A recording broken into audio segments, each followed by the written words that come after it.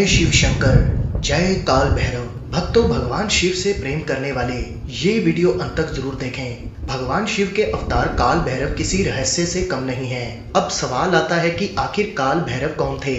शास्त्रों के अनुसार काल भैरव भगवान शिव का ही रूप है। भैरव शत्रुओं और संकट से मुक्ति दिलाते हैं। धर्म ग्रंथों के अनुसार भगवान शिव के रक्त से भैरव की उत्पत्ति हुई थी। भैरव दो प्रकार के होते हैं, काल भैरव और बटुक भैरव। देश में काल भैरव के सबसे जागृत मंदिर उज्जैन और काशी में है, जबकि बटुक भैरव का मंदिर लखनऊ में है। मान्यताओं के अनुसार एक बार ब्रह्मा विष्णु महेश के बीच अपनी श्रेष्ठता को लेकर विवाद हुआ था, जिसे सुलझाने के लिए तीनों लोगों के देव ऋषि मुनियों ने फैसला किया कि भगवान शिव ही सबसे श्रेष्ठ हैं। ये बात सुनकर ब्रह्मा नाराज हो जाते हैं। उन्होंने भगवान शिव के सम्मान को ठेस पहुंचाना शुरू कर दिया।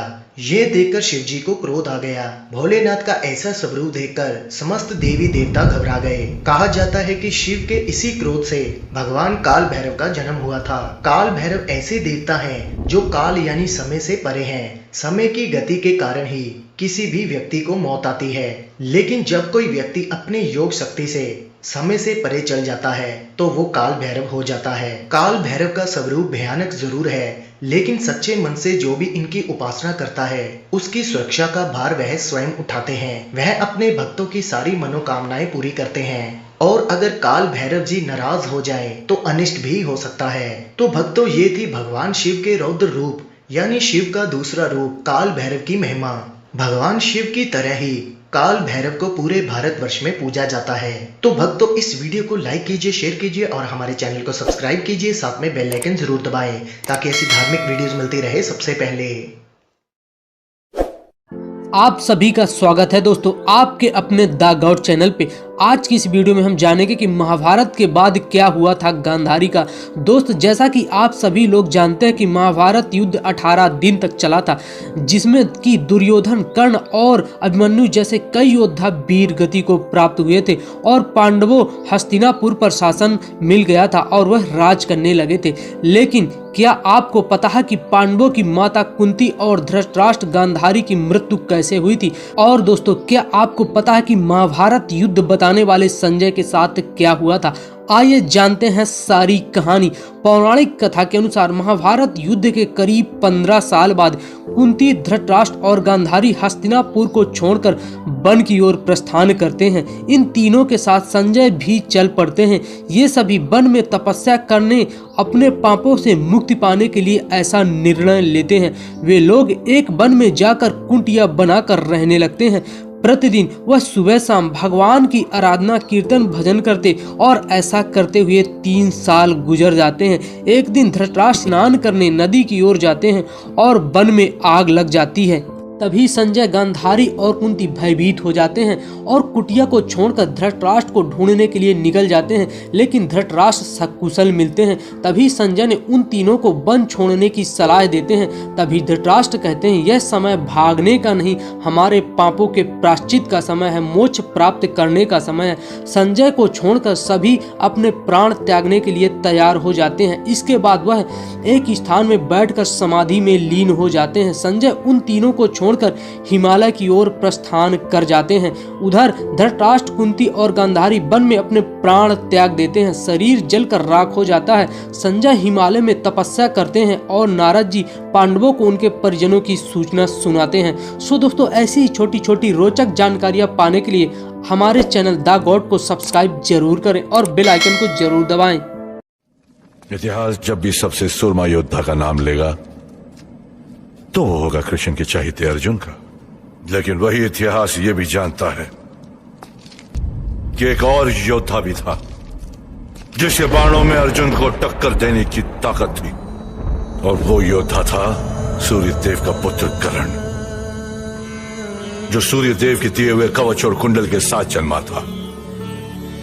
ऐसे कवच और कुंडल जिनके दिव्य वरदान ने कर्ण के बाजुओं में इतना बल भर दिया कि देवता भी उसकी ताकत के सामने कांपते थे, जिनकी शक्ति इतनी थी कि ब्रह्मांड के तीनों लोकों में ऐसा कोई अस्त्र नहीं बना था जो कर्ण के शरीर से उसकी आत्मा को अलग कर सके। क्योंकि जब तक सूर्य देव का आशीर्वाद सूर्य की किरणें या चंद्रमा की रोशनी बनकर कवच और कुंडल को शरण दे रहा था, उनका पुत्र अमर था। सूर्य की किरणें जब युद्ध के आरंभ की घोषणा करती और उनके तेज से बल पाकर जब कर्ण के बाजू धनुष को थामते तो उसके धनुष से निकले हुए तीर मौत बनकर बरसते। कर्ण के इस वरदान का कहर जब पांडवों की सेना पर टूटा तब कृष्ण को एहसास हुआ कि कर्ण की शक्ति का जवाब रणभूमि में देना असंभव था। वो जानते थे कि कर्ण दानवीर था और स्नान के बाद भिक्षा में जो कुछ भी कर्ण से मांगा जाता वो उसे देने से इनकार नहीं करता। तब कृष्ण ने भेजा इंद्रदेव को। इंद्रदेव ने रूप लिया एक ब्राह्मण का और कर्ण से उसका कवच और कुंडल मांगा। इंद्रदेव की ये चतुराई कर्ण ने पहचान ली, लेकिन फिर भी उस दानवीर ने उन्हें कवच और कुंडल देकर महाभारत के युद्ध की काया पलट दी।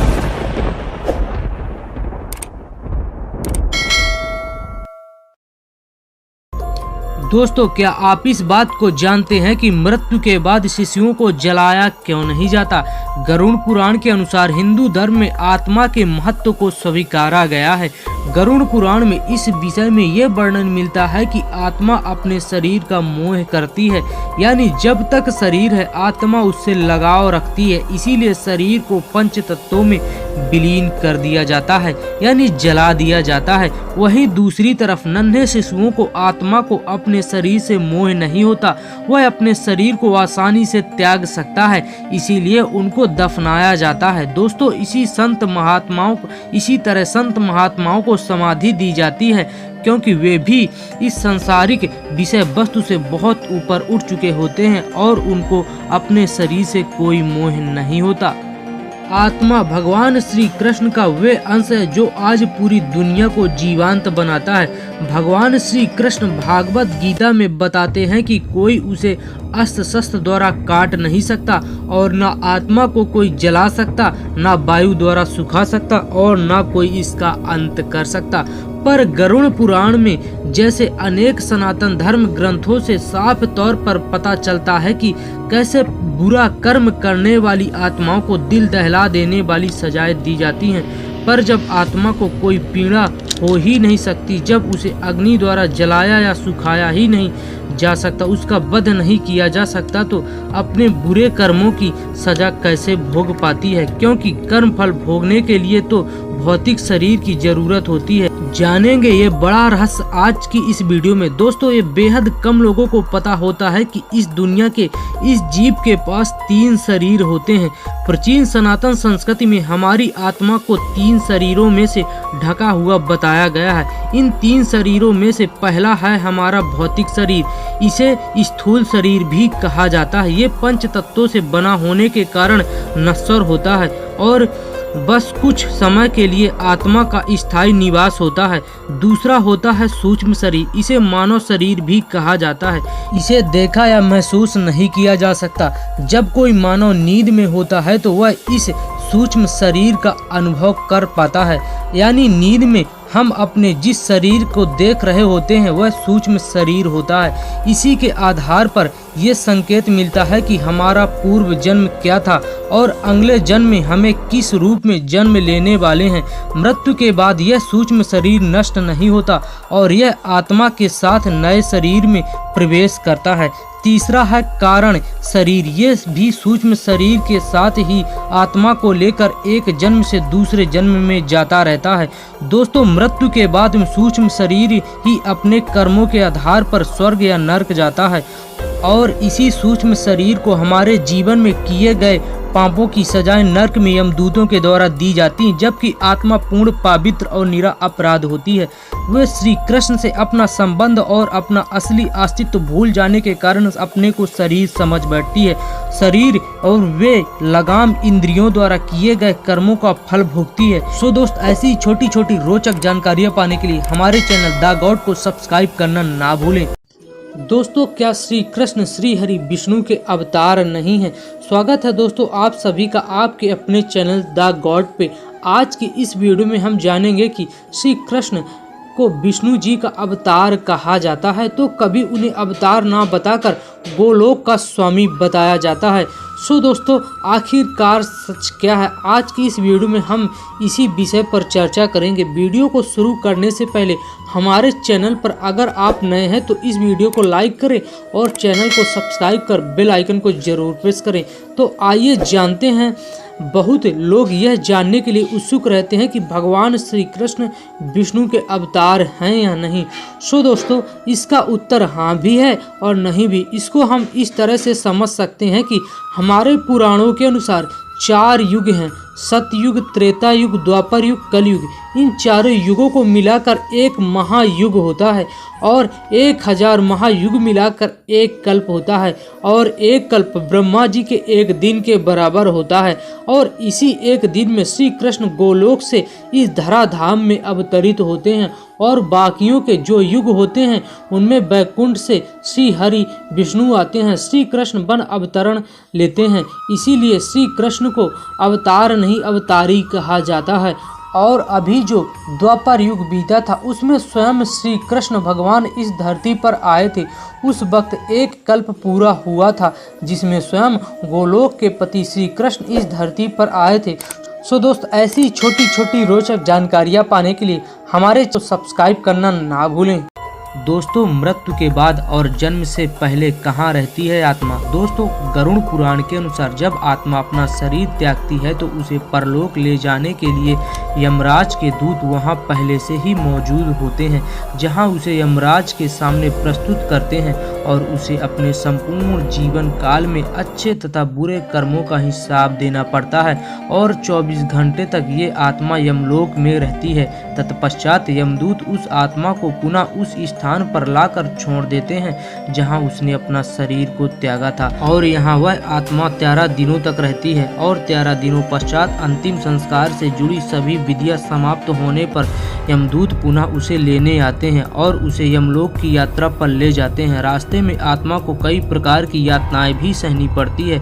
गरुड़ पुराण से पता चलता है कि यमपुरी के इसी रास्ते में बैतरणी नदी का उल्लेख मिलता है जो विष्ठा और रक्त से भरी हुई होती है। 17 दिनों की अपनी यात्रा के बाद 18वें दिन आत्मा यमपुरी पहुंचती है।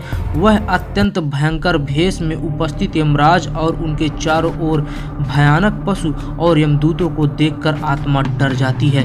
वहां भयानक दंड द्वारा उसका आत्मा को शुद्ध करना ही इस लोक का मुख्य कार्य होता है। हेलो दोस्तों, क्या आप जानते हैं शनिदेव को क्रूर दृष्टि उनकी पत्नी की श्राप की वजह से मिली थी? बचपन से ही शनिदेव भगवान श्री कृष्ण से अत्यधिक प्रेम और उनकी भक्ति में मगन रहते थे।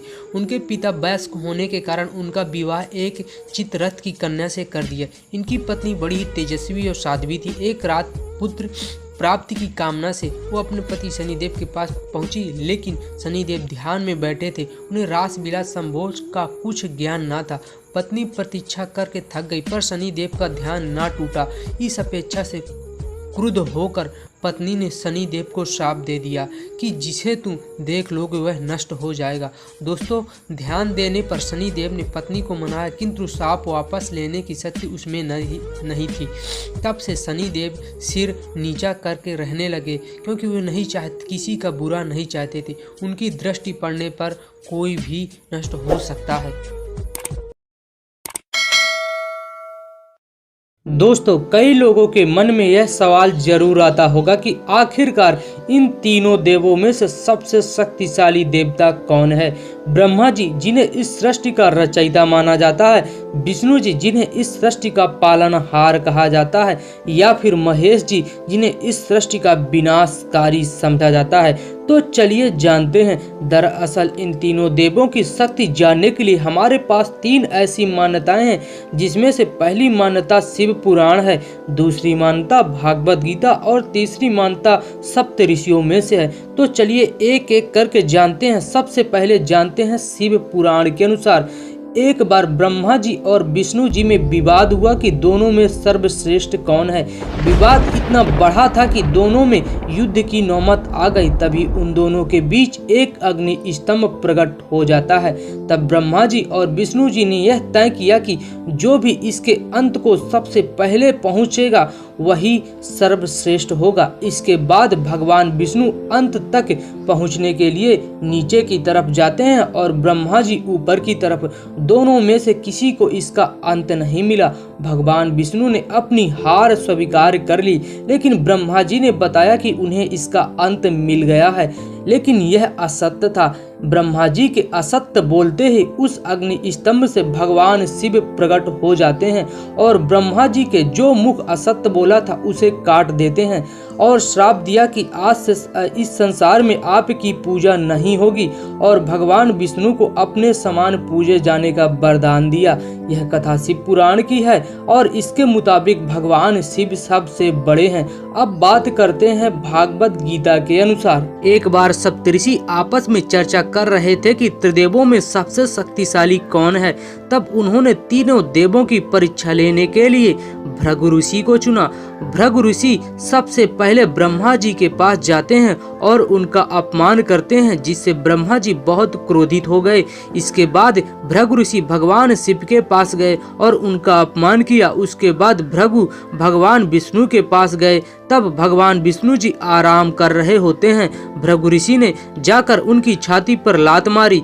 ऐसा करने से भगवान विष्णु जरा भी क्रोधित नहीं होते, बल्कि भृगु ऋषि से पूछने लगते हैं कि कहीं उनके पांव पर चोट तो नहीं आई, क्योंकि मेरी छाती का भाग बहुत कठोर है जिससे आपको चोट पहुंच सकती है।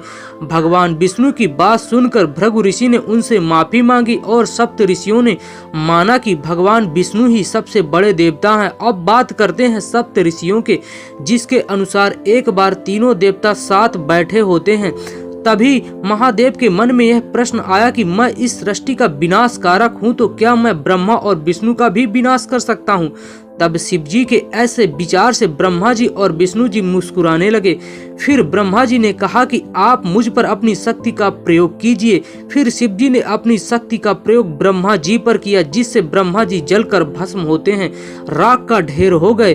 तब ये देखकर भगवान शिव को चिंता हुई कि अब इस संसार का क्या होगा, लेकिन तभी उस राख के ढेर से आवाज आई कि मुझे कुछ नहीं हुआ, बल्कि अपनी शक्ति से इस राख का निर्माण हुआ है, और जहाँ निर्माण होता है वहाँ मैं होता हूँ। उसके बाद भगवान विष्णु जी मुस्कुराए और शिव जी से कहने लगे कि आप अपनी शक्ति का इस्तेमाल मुझ पर करिए। इस पर संसार का संरक्षक हूँ। मैं भी यह जानना चाहता हूँ कि आपकी शक्तियों का मुझ पर क्या असर पड़ता है। तब शिव जी ने अपनी शक्तियों का प्रयोग करते हुए भगवान विष्णु को भी राख का ढेर बना दिया, लेकिन उस राख के ढेर में से आवाज आई कि महादेव मैं भी यही हूँ, मुझे भी कुछ नहीं हुआ, कृपया अपनी सारी शक्ति का प्रयोग करें। जिसके बाद उस राख का सारा ढेर गायब हो गया, लेकिन उसमें से एक कण रह गया जिसमें से भगवान विष्णु जी प्रकट हुए, और ये साबित हो गया कि भगवान विष्णु ही सबसे बड़े भगवान हैं। लेकिन इसके बाद शिव जी ने सोचा कि यदि मैं खुद का विनाश कर लूं तो क्या ब्रह्मा और विष्णु का विनाश नाश होगा, क्योंकि यदि मैं यानी विनाश नहीं होगा तो रचना नहीं होगी, और रचना नहीं होगी तो संरक्षक की क्या जरूरत है। भगवान शिव के ये विचार भगवान विष्णु जी के जान चुके थे। तभी भगवान शिव जी अपने आप को भस्म करके राख का ढेर हो जाते हैं। फिर उसके बाद बिल्कुल वैसा हुआ जैसा उन्होंने सोचा था। भगवान विष्णु और ब्रह्मा जी दोनों भी उनके साथ राख का ढेर हो गए, लेकिन तब सृष्टि में अंधेरा छा जाता है और केवल राख का ढेर ही नजर आ रहा था। तभी उस राख के ढेर में से आवाज आती है कि यहाँ पर राख का निर्माण हुआ है, और जहाँ निर्माण होता है वहाँ मैं होता हूँ। तभी उस राख के ढेर से ब्रह्मा जी निकले, उसके बाद उसी के ढेर से विष्णु जी निकले, और फिर शिव जी, क्योंकि जहाँ रचना होगी वहाँ संरक्षक होगा, और जहाँ संरक्षक होगा वहाँ विनाश जरूर होगा। जिससे भगवान शिव को यह साबित हो जाता है कि त्रिदेवों का विनाश असंभव है। इसीलिए तीनों देव एक समान हैं, तीनों देव एक दूसरे से परस्पर जुड़े हैं, इनकी तुलना करना व्यर्थ होता है दोस्त। दोस्त ऐसी छोटी छोटी रोचक जानकारियाँ पाने के लिए हमारे चैनल को लाइक शेयर सब्सक्राइब जरूर करें। दोस्तों, भगवान शिव को हमेशा त्रिशूल के साथ धारण किए हुए दर्शाया जाता है। त्रिशूल भगवान शिव का सबसे प्रिय अस्त्र है। भगवान शिव का त्रिशूल पवित्र और शुभ कर्म का प्रतीक माना जाता है। यह तीन गुण सत्य रज तमो गुण का परिचायक है। भगवान का ये त्रिशूल प्रकृति के तीन गुण आविष्कार रख रखाव और विनाश को भी दर्शाता है। तीनों काल भूत वर्तमान भविष्य इस त्रिशूल के अंदर समाहित है। आइए इस वीडियो में हम जानते हैं कि सनातन महाकाव्य के अनुसार त्रिशूल की उत्पत्ति कैसे हुई थी, किसने बनाया था त्रिशूल को। आप सबको मेरा नमस्कार। आपके चैनल द गॉड पे आपका स्वागत है। अगर आपने हमारे चैनल को अभी तक सब्सक्राइब नहीं किया है तो सब्सक्राइब कर लें और बेल आइकन को दबा दें, जिससे हमारी हर वीडियो की जानकारी आपको सबसे पहले मिल सके।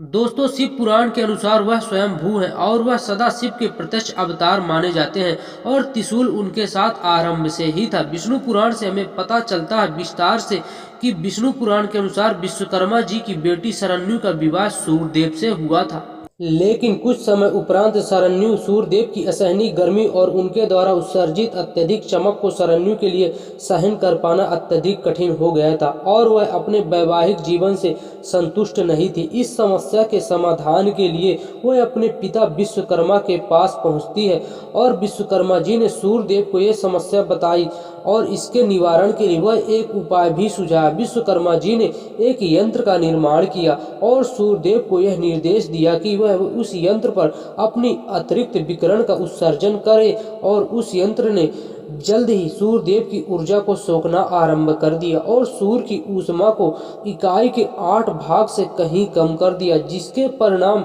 फलस्वरूप उस यंत्र में एक सामग्री उत्पन्न हुई। इसी अत्यधिक ऊर्जा से निर्मित सामग्री से विश्वकर्मा जी ने त्रिशूल का निर्माण किया था। त्रिशूल के ही संबंध में महाभारत के अनुशासन पर्व में उपमन्यु त्रिशूल का वर्णन करते हुए श्री कृष्ण से कहते हैं कि एक रहस्यमयी और बेहद शक्तिशाली हथियार जो शायद पशुपतास्त्र के बराबर या उससे भी कहीं बेहद शक्तिशाली था, भगवान शिव के पास मैंने देखा था। त्रिशूलधारी भगवान शंकर का संपूर्ण लोकों में विख्यात है। यह त्रिशूल नामक अस्त्र वह भगवान शंकर के द्वारा छोड़े जाने पर वह इस पृथ्वी को विदीर्ण कर सकता है, महासागरों को सुखा सकता है अथवा पूरे संसार का विनाश भी कर सकता है। इस त्रिशूल को महादेव के अलावा माँ पार्वती ही उठा सकती है। शत्रु को आघात देकर वह पुनः महादेव की हाथों में आ जाता है। इसके द्वारा आघात लगे व्यक्ति को जीवित नहीं किया जा सकता है। हाँ, अगर शिव जी की इच्छा और हो तो बात अलग है। त्रिशूल के 3 नोके 3 गुणों 3 लोकों और 3 नारी और 3 क्रियाओं का प्रतीक है। महाभारत के वन पर्व के अनुसार महादेव को त्रिशूल धारण करने और उनका नाम विजय है। शिव पुराण रुद्र संहिता युद्ध खंड में जब भगवान शिव शंखचूर्ण का वध करते हैं तो उनके त्रिशूल का नाम विजय बताया गया है। त्रिशूल को हमेशा भगवान शिव अपने दाहिने हाथ में धारण करते हैं। त्रिशूल के 3 नोक 3 शक्ति और अभिव्यक्ति का प्रतिनिधित्व करते हैं, अर्थात इच्छा शक्ति, ज्ञान शक्ति और क्रिया शक्ति। त्रिशूल के ऊपरी 3 भाग समानांतर रूप से भगवान शिव के 3 पहलुओं का प्रतिनिधित्व करते हैं, अर्थात परम शक्ति, पराशक्ति और परा। जो परम शिव है सर्वोच्च जागरूकता और पूर्ण रूप से प्रतिनिधित्व करता है। पराशक्ति भगवान शिव का शाश्वत असीम शक्ति प्रतीक है। पराबिंदु भगवान शिव माँ पार्वती के एक ही शक्ति को प्रकटीकरण है। आज के लिए बस इतना ही। दोस्तों, ऐसी छोटी छोटी रोचक जानकारी पाने के लिए हमारे चैनल द गॉड को सब्सक्राइब करना ना भूलें।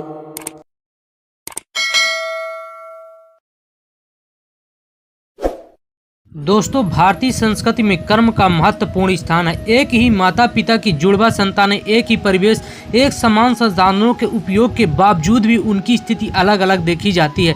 एक स्वस्थ तो दूसरा बीमार होता है, एक सुंदर तो दूसरा कुरूप होता है, एक दयालु तो दूसरा क्रूर होता है। इन सब से स्पष्ट होता है कि इन सब के पीछे व्यक्ति के अपने अगले जन्म जन्मांतर के कर्म होते हैं।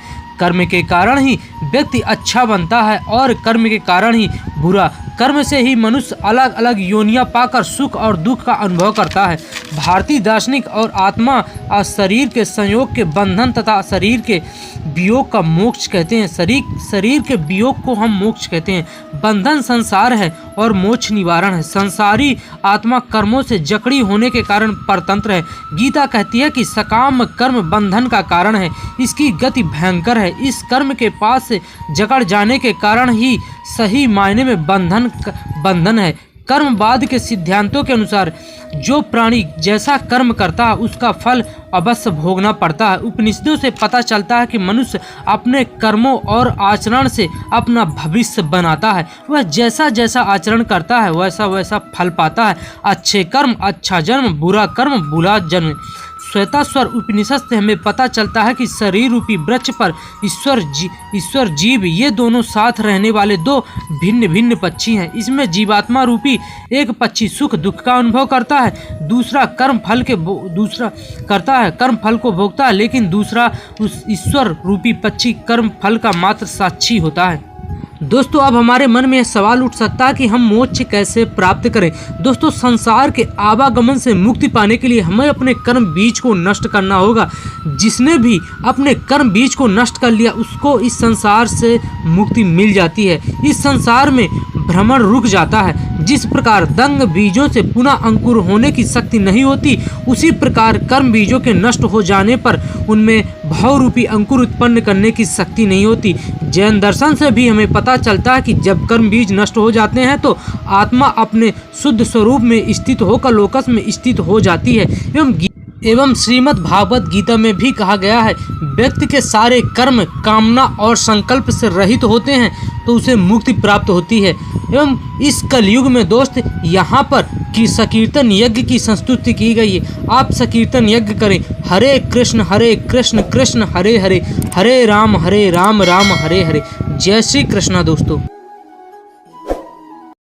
दोस्तों स्वागत है आप सभी का फिर से एक बार आपके अपने चैनल द गॉड पे। दोस्तों आज की इस वीडियो में हम बात करेंगे कि होली का त्यौहार क्यों मनाया जाता है। दोस्तों इस वीडियो में जानेंगे इस त्योहार से जुड़ी कथा। प्राचीन काल में अत्याचारी राक्षस राज हिरण्यकश्यप ने तपस्या करके ब्रह्मा जी को प्रसन्न कर यह वरदान प्राप्त कर लिया था कि संसार का कोई भी जीव जंतु, देवी देवता, राक्षस या मनुष्य उसे ना मार सके।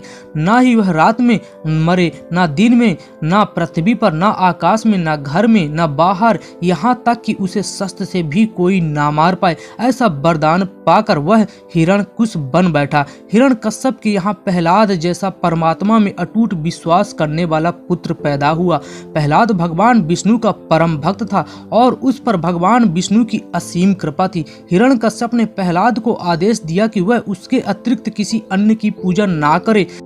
प्रहलाद के ना मानने पर हिरण्यकश्यप ने उसे जान से मारने के लिए उतारू हो गया और उसने प्रहलाद को मारने के लिए अनेक उपाय किए, लेकिन वह प्रभु की कृपा से बचता रहा।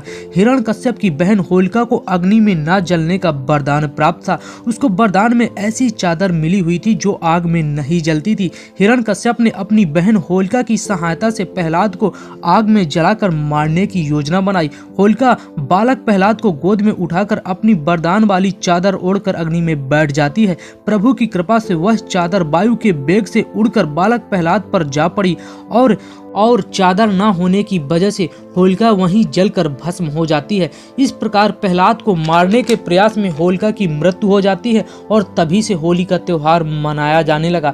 तत्पश्चात हिरण्यकश्यप को मारने के लिए भगवान विष्णु अपने नरसिंह अवतार में एक खंबे से प्रकट हो जाते हैं और संध्या समय में दरवाजे की चौखट पर बैठकर अत्याचारी हिरण्यकश्यप को मार डाला। तभी से होली का त्योहार मनाया जाने लगा।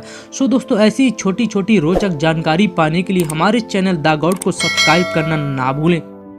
इस पूरे विश्व के सर्वश्रेष्ठ धनुर्धर कौन हैं? आइए जानते हैं। धनुर्धर तो बहुत सारे हुए हैं, लेकिन एक ऐसा भी धनुर्धर था जिसकी विद्या से भगवान श्री कृष्ण को भी सतर्क होना पड़ा था। एक ऐसा भी धनुर्धर था जिसके लिए द्रोणाचार्य चिंतित हो गए थे। एक ऐसा भी धनुर्धर जो अपने एक ही बाण से दुश्मन सेना के रथ को कई गज दूर फेंक देता था। इन सभी के तीर में दम तो था, लेकिन सर्वश्रेष्ठ तो सर्वश्रेष्ठ ही होता है।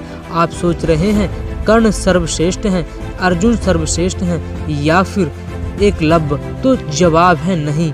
हम आपको बताना चाहेंगे विश्व के सर्वश्रेष्ठ धनुर्धर भगवान शिव और भगवान राम हैं। आइए जानते हैं कैसे। भगवान शिव इस पूरे विश्व के सर्वश्रेष्ठ धनुर्धर हैं, क्योंकि संपूर्ण धर्म, योग और विद्याओं की शुरुआत भगवान शिव से होती है। उनका अंत भी उन्हीं पर होता है। एक बार भगवान शिव ने इस धनुष से त्रिपुरासुर को मारा था। भगवान शिव ने जिस धनुष को बनाया था उसकी टंकार से ही बादल फट जाते थे पर्वत हिलने लगते थे, ऐसा लगता था मानो भूकंप आ गया हो। यह बहुत शक्तिशाली था। इस धनुष का नाम पिनाक था। ऐसा कहा जाता है भगवान शिव के परम भक्त ही उनके इस धनुष को उठा सकते हैं। लेकिन एक बार रावण को भी अपनी शक्ति पर अहंकार हो जाता है कि वह इस धनुष को उठा सकता है, लेकिन माता सीता स्वयंवर में उठाना तो दूर, उसे हिला भी नहीं पाया था। उसी धनुष को भगवान राम ने उठाकर प्रत्याचा चढ़ाई, इसके साथ उस धनुष को तोड़ भी दिया था। इसके बाद भगवान श्री राम सर्वश्रेष्ठ धनुर्धर हैं। अक्सर हमने उनकी तस्वीरों में धनुष के साथ हमने उनको देखा है। भगवान श्री राम के इस धनुष का नाम कोदंड है। भगवान श्री राम का यह धनुष बांस से बना हुआ है। यह उतना ही दिव्य था जितना भगवान शिव का धनुष है। भगवान श्री राम के इस धनुष को विष्णु अवतार के अलावा भगवान शिव ही उठा सकते थे। इसी धनुष से भगवान श्री राम ने रावण एवं कुंभकर्ण का वध किया था। यह जानकारी दोस्त आपको कैसे लगी, हमें लाइक शेयर कमेंट करके बताएं। दोस्तों, भगवान शिव को हमेशा त्रिशूल के साथ धारण किए हुए दर्शाया जाता है। त्रिशूल भगवान शिव का सबसे प्रिय अस्त्र है। भगवान शिव का त्रिशूल पवित्र और शुभ कर्म का प्रतीक माना जाता है। यह 3 गुण सत रज तमो गुण का परिचायक है। भगवान का ये त्रिशूल प्रकृति के 3 गुण आविष्कार, रख रखाव और विनाश को भी दर्शाता है। तीनों काल, भूत, वर्तमान, भविष्य इस त्रिशूल के अंदर समाहित है। आइए इस वीडियो में हम जानते हैं कि सनातन महाकाव्य के अनुसार त्रिशूल की उत्पत्ति कैसे हुई थी, किसने बनाया था त्रिशूल को। आप सबको मेरा नमस्कार। आपके चैनल द गॉड पे आपका स्वागत है। अगर आपने हमारे चैनल को अभी तक सब्सक्राइब नहीं किया है तो सब्सक्राइब कर लें और बेल आइकन को दबा दें, जिससे हमारी हर वीडियो की जानकारी आपको सबसे पहले मिल सके। दोस्तों, शिव पुराण के अनुसार वह स्वयं भू है और वह सदा शिव के प्रत्यक्ष अवतार माने जाते हैं और त्रिशूल उनके साथ आरंभ से ही था। विष्णु पुराण से हमें पता चलता है विस्तार से कि विष्णु पुराण के अनुसार विश्वकर्मा जी की बेटी शरण्यु का विवाह सूर्यदेव से हुआ था।